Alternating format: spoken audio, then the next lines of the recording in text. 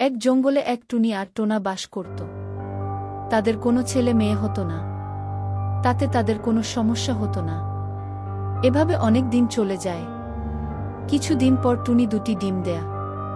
ডিম দেখে তারা অনেক খুশি। তাদের আনন্দের সীমা নাই। টুনি, আমি আজকে অনেক খুশি, কারণ আমি বাবা হতে চলেছি। টুনি, তুমি থাকো, আমি খাবার খুঁজে নিয়ে আসি। তুমি ডিমে তা দিতে থাকো। না টোনা, আমিও যাব তোমার সাথে। চলো একসাথে খাবার খুঁজতে যাই। না টুনি, তুমি বাসায় থাকো, তোমাকে কোনো কাজ করতে হবে না। তুমি শুধু ডিমে তা দিতে থাকো, যা করার আমি করব। তুমি আজ থেকে কোনো কাজ করবে না, তুমি আজ থেকে কোথাও যাবে না।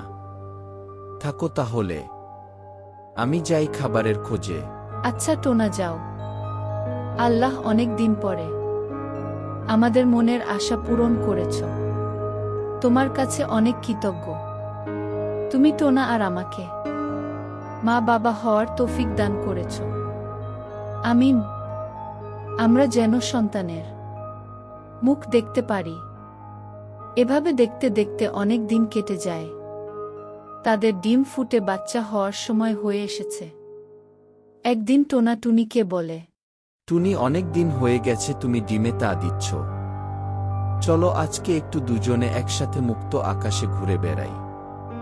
না বাবা, এখন আমি কোথাও যাব না। আমার সোনা মনিরা দুনিয়াতে আসার সময় হয়েছে। এখন না যাওয়াই ভালো। না টুনি, কিছুই হবে না। চলো না টুনি, একটু বেরিয়ে আসি। তারা দুজন ডিম রেখে মুক্ত আকাশে উড়তে লাগল আর খুব মজা আনন্দ করতে লাগল। কিছুক্ষণ পরে তারা বাসায় ফিরে গেল। বাসায় ফিরে দেখে তাদের ডিম নেই। টোনা টুনি সেটা দেখে অনেক কষ্ট পেল আর বলল, হে আল্লাহ, আমাদের এত বড় ক্ষতি কে করল? এভাবে তারা কাঁদতে থাকে। এভাবে বেশ কিছুদিন কেটে যায়। তারা আবার ডিম দেয় আর ডিমে তা দিতে থাকে। এভাবেই বেশ কিছুদিন কেটে যায়। হঠাৎ টোনা খাবারের খোঁজে যায়, আর এদিকে টুনি বাসার নিচে নামতেই দেখে এক ডাইনি পাখি এসে তাদের ডিম খেয়ে ফেলে। আর এটা দেখে টুনি ভয়ে পালিয়ে যায়, আর ডাইনি চলে যায়। টুনি কাঁদতে থাকে। কিছুক্ষণ পরে টোনা আসে, দেখে তাদের ডিম নেই, আর টুনি মন খারাপ করে বসে আছে। টোনা, আমাদের ডিম এক ডাইনি এসে খেয়ে ফেলেছে। ডাইনিটা দেখতে খুব ভয়ানক ছিল। এখন আমরা কি করব? কিছু একটা করো টোনা।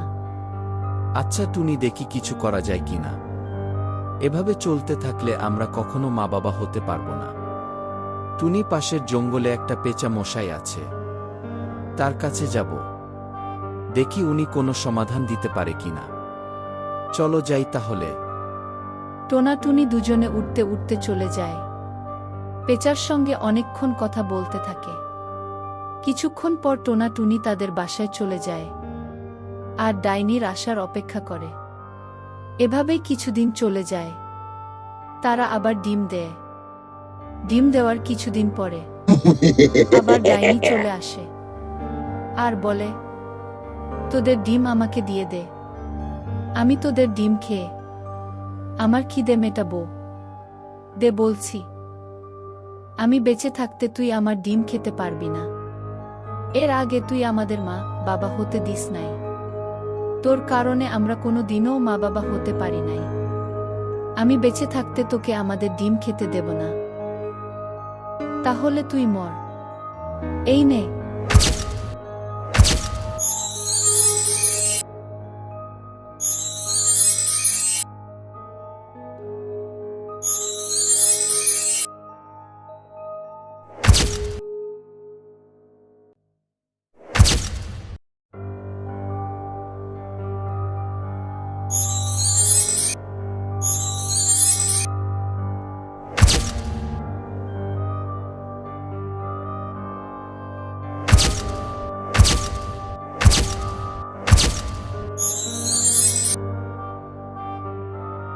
টোনা ডাইনি মারা গেছে।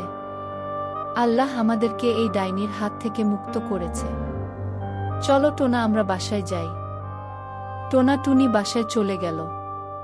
তারা আবার নতুন করে জীবন কাটাতে লাগল।